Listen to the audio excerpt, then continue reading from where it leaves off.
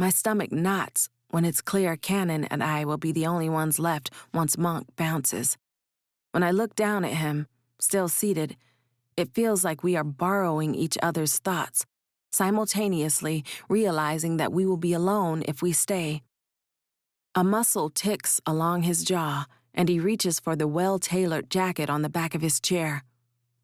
"I'll walk out with you," he tells Monk, standing, towering over me. I tip my head back to catch his eyes as they drop no lower than my face. "Neevah, you're staying here, right?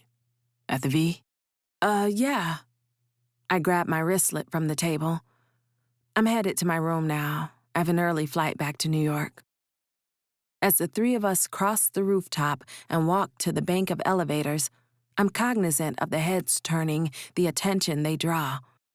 I'm flanked by two famous, tall, powerfully built, fine-ass men, cloaked in melanin. But only one of them inspires acrobatic insides, makes my belly turn flips with nothing more than a glance. Monk's phone rings, and he answers, but continues walking with us. "I guess you should get used to the attention," Cannon murmurs as we exit the restaurant and enter the rooftop lobby. "What?" I look up, my chest tightening when our stares collide.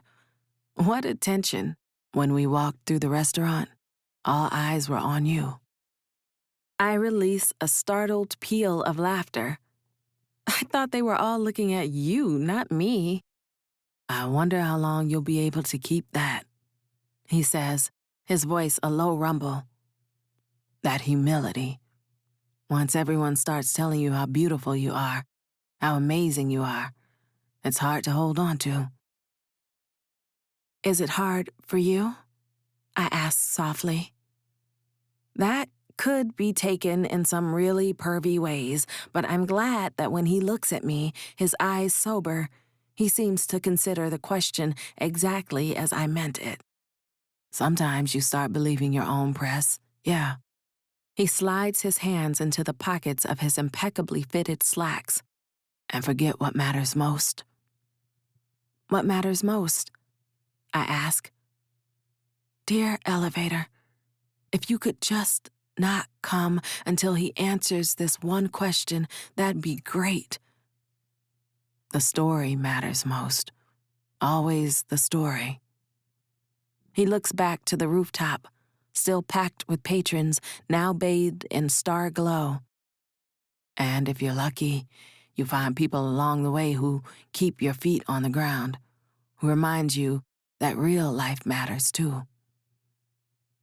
I know he's referring to his tight inner circle, people like the coterie we just spent the evening with, and some audacious voice inside wonders if I could one day be one of them. To him, someone who reminds a force like this that he's also just a man. Our elevator comes too soon, and I savor the last few moments around him. Once I return to New York, I probably won't see him again before we start production. My senses hoard the last of him, his clean masculine scent, the rich timbre of his voice and the compelling landscape of his features, the intellect and curiosity mingled in his dark eyes, the rare, bright flash of his smile. I have no right to think I'll miss him, and yet I know I will. Monk is still on the phone when we board, and neither Cannon nor I speak once we're in motion. I sneak a peripheral glance at him from beneath my lashes, watching the shift of his shoulders under the jacket. I think about how I felt when I saw him with Arietta, the unreasonable jealousy. I wonder if he's got a girl, some woman he goes home to or finds solace in, or who merely slakes his physical needs, and the thought of it embeds a burning thorn in my heart. How can someone you've known for such a short time inspire this visceral response? I don't have time to wonder because we reach my floor and it's time to say goodbye. Still on the phone, Monk whispers, "See you soon." Cannon holds the elevator door with one hand, waiting for me to get off. Uh, well, I guess I'll see you in a few months, I say, leaving the elevator car. I don't wait for a response, but take the first steps toward my room. Neevah. Cannon calls. I look over my shoulder, committing his face and the way I feel when I'm around him to memory. He stares back, his expression enigmatic but alert. Yeah?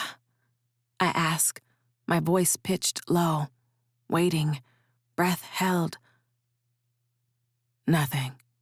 He frowns, clears his throat. Good to see you again. Thanks for flying out. Before I can respond, he releases the door, letting it close between us.